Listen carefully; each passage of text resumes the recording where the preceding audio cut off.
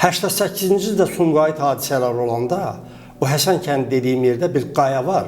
O qayanın hündürlüyü hardasa bir 200-300 metr olar. Çıxıb o qayanın üstə ermənilər rusca yazmışlar ki, smert panislamizmi. Və biz yol oradan keçirdi bizim kəndlərə, o 8 Azərbaycan kəndinə gedib gələn yol oradan keçirdi. Deyirlər ki, hər gedib gələndə deyirlər, ora baxın, yəni o ölüm sizi də gözləyir burada.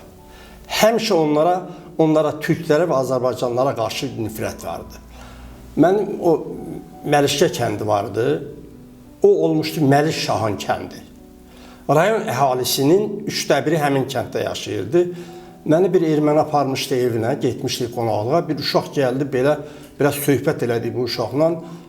Yeməli içmək uşaq nə desə yaxşı. Dedik, bəs siz deyirsiniz, axı türklər adam öldürəndir, adamı öldürür, axı bu görürsünüz nə yaxşı dayıdır, bizə heç qarşı münasibəti pis deyil.